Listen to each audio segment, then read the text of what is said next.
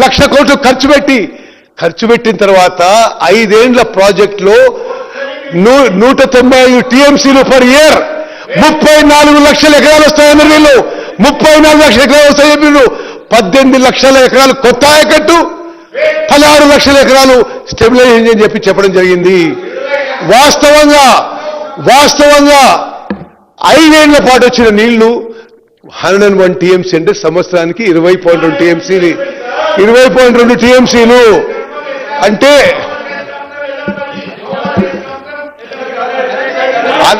అన్ని లెక్కబెట్టి హరీష్ రావు గారు అంటే మీకు అవకాశం వచ్చినప్పుడు మీరు చెప్పండి. అవకాశం వచ్చినప్పుడు చెప్పండి. స్పీకర్ గారు అంటే 1,00,000 కోట్లు ఖర్చు పెట్టి ఆ 1,00,000 స్పీకర్ సార్ 1,00,000 కోట్లు ఖర్చు పెట్టి సంవత్సరానికి కొత్త ఆయకట్టు, న్యూ ఆయకట్టు, కొత్త ఆయకట్టు 1,00,000 ఎకరాలు కూడా రాలేదు. స్టెబిలైజేషన్ ఇంకో 1,00,000 ఎకరాలంటే మొత్తం కలిపి 1,00,000 కోట్లు ఖర్చు పెట్టి 2 లక్షల ఎకరాలకు కూడా నీళ్లు సరిగ్గా ఇవ్వలేకపోయింది.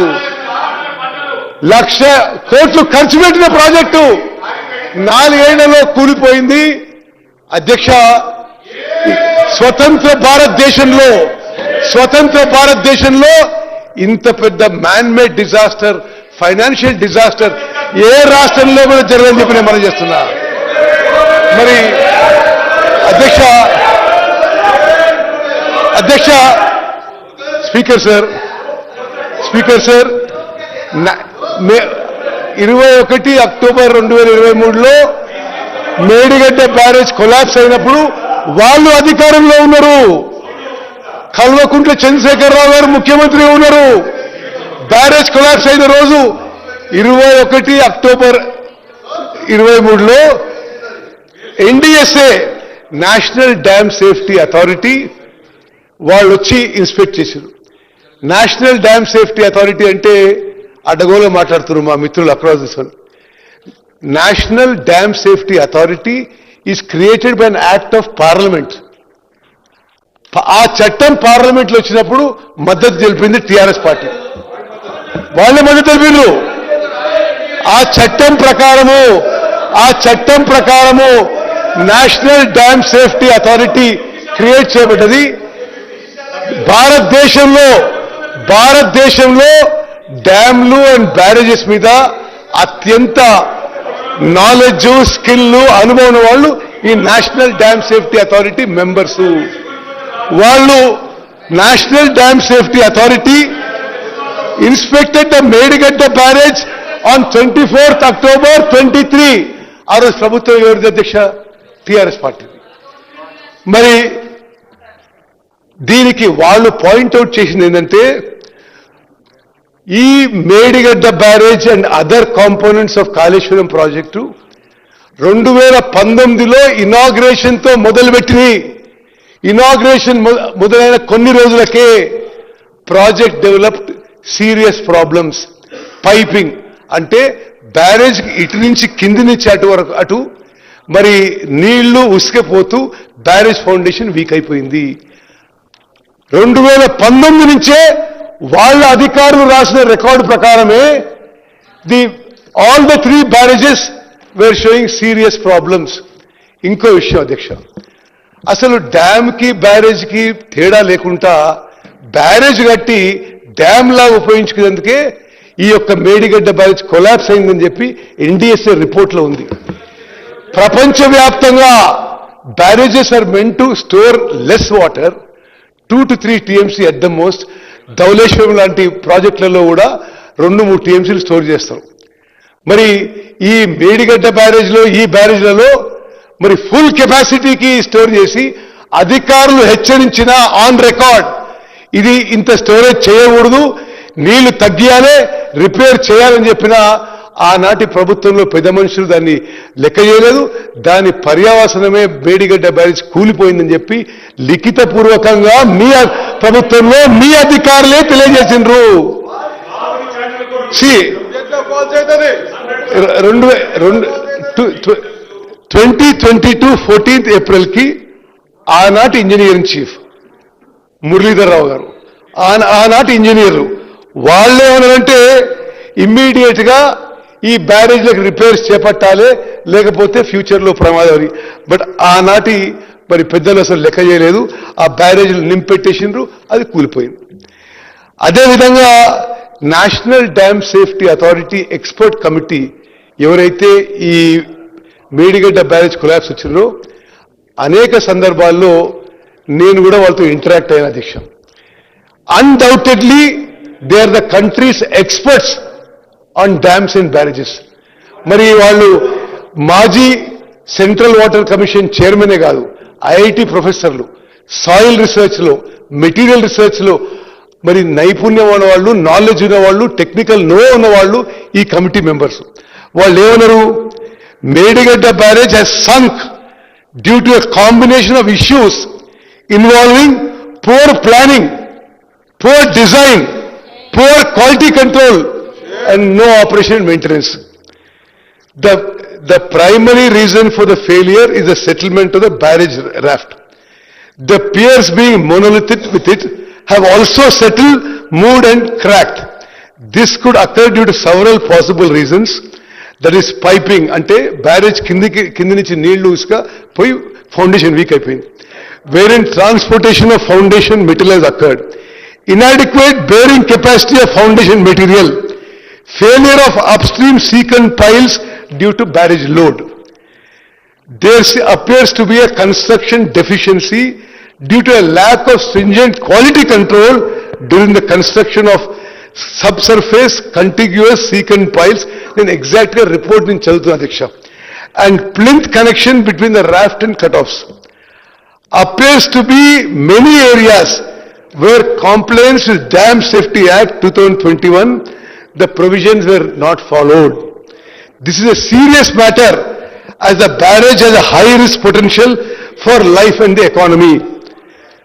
The distress condition developed in one block of the Medigadda barrage is adversely affecting the functionality of the barrage.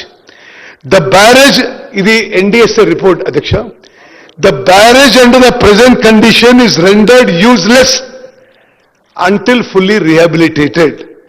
The damaged block may have to be structurally restored to make it functional.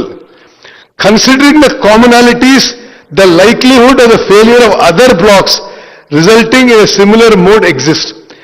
This would warrant rehabilitating the whole barrage. అదేవిధంగా చాలా స్పష్టంగా national dam safety authority వాళ్ళు ఇచ్చిన మరి main observation, filling the reservoir in the present condition would worsen the barrage's health and should not be resorted to. మేము NDSA అభిప్రాయం మేరకు 21 October 2023లో barrage collapse అయింది. మేము అధికారంలో వచ్చింది 7th డిసెంబర్ 2023. మేము వచ్చిన తర్వాత 3 బ్యారేజీలో నీటి నిల్వ చేయలేదు. చెయ్యకపోయినా అధ్యక్ష, దయచేసి సభ్యులందరూ గమనించాలి, వాళ్ళు మాట్లాడితే కాళేశ్వరం నీళ్లు మేము మేడిగడ్డ, అన్నారం, సుందిల్లా చుక్క నీళ్లు నిల్వ చేయకున్నా, కాళేశ్వరం నీళ్లు ఉపయోగించకున్నా, highest ever kharif crop was last kharif. Record స్థాయిలో పంట పండింది, రికార్డు స్థాయిలో మరి వ్యవసాయం కింద ఎకరం వచ్చింది. బికాస్ అంతకు ముందు మీరు అబద్ధాలు చెప్పారు కాబట్టే ఇది. కేటీఆర్ గారు, అధ్యక్ష కేటీఆర్ గారు, అధ్యక్ష కేటీఆర్ గారు, అధ్యక్ష కేటీఆర్ గారు, ప్లీజ్ అధ్యక్ష, ప్లీజ్ అధ్యక్ష, ప్లీజ్ స్పీకర్ సార్, మీకు అవకాశం వచ్చినప్పుడు మాట్లాడండి. మీకు అవకాశం వచ్చినప్పుడు మాట్లాడండి. మీకు అవకాశం వచ్చినప్పుడు మాట్లాడుకోండి. నోట్ చేసుకోండి. మీకు అవకాశం వచ్చినప్పుడు మాట్లాడండి. నోట్ చేసుకోండి. మీకు అవకాశం వచ్చినప్పుడు మాట్లాడండి. మంత్రి గారు మాట్లాడండి.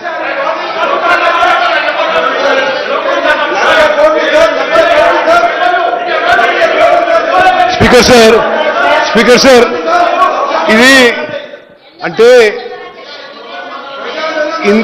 అసలు ఇంత సీరియస్ ఇష్యూ వాళ్ళ రెస్పాన్స్ చూసి అసలు రాష్ట్రంలో అందరు ప్రజలు కూడా గమనిస్తారు. మీ వల్ల మీ హయాంలో ప్రాజెక్ట్ కట్టిండ్రు, మీరు డిజైన్ చేసిండ్రు, మీ కన్స్ట్రక్షన్ చేసిండ్రు, మీ హయాంలో ప్రాజెక్ట్ కూలిపోయింది. అదే ప్రాజెక్ట్ మాకు తెలియదంటే అవును, వాళ్ళ హయాంలోనే ప్రాజెక్ట్ కట్టడం జరిగింది, వాళ్ళ హయాంలోనే కూలిపోయింది. ప్రాజెక్ట్ కూలిపోయిన తర్వాత ఆ తర్వాత ఖరీఫ్ పంటలో, యాసంగి పంటలో రికార్డు స్థాయిలో తెలంగాణ రాష్ట్రంలో highest ever agriculture acreage, highest ever paddy production. భారత ప్రభుత్వం నుంచి తెలంగాణ రాష్ట్రం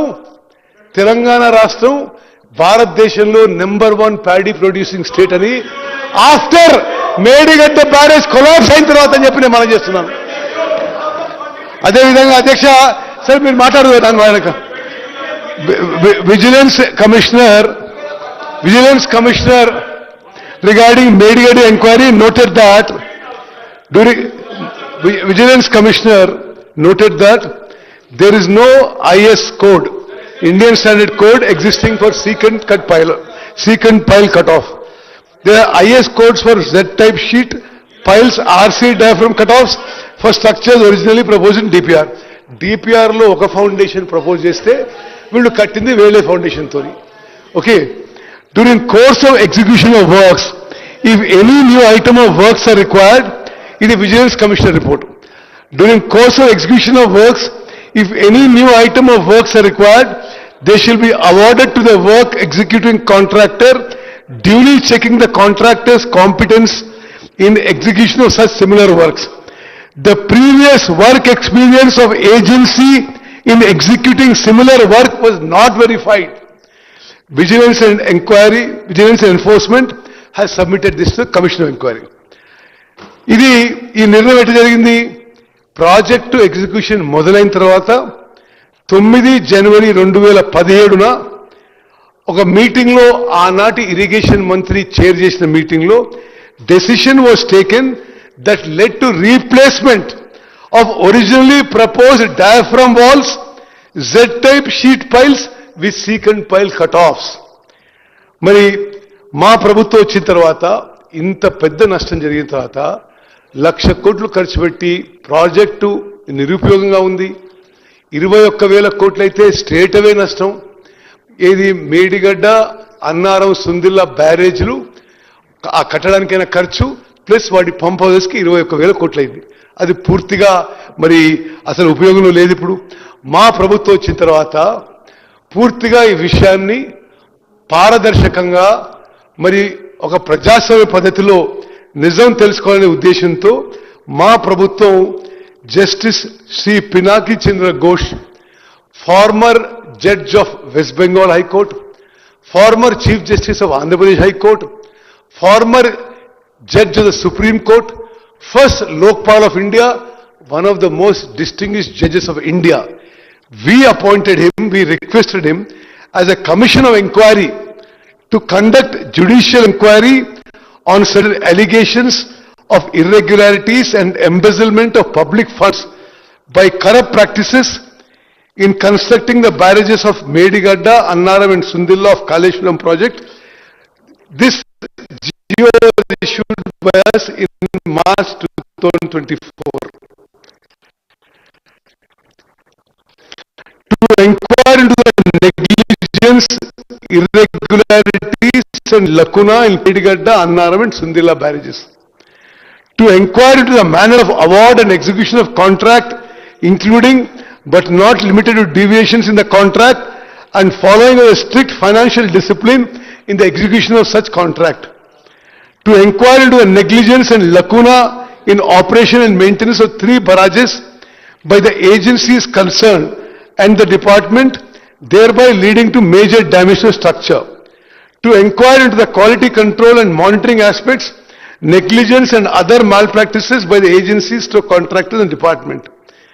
To inquire, identify and fix up responsibility for any authority or political or executive official who extended undue favors to the agencies through contractors in terms of allowing unjustified extension of time, wrong completion of work certificate, premature releasing of bank guarantee and such other matter.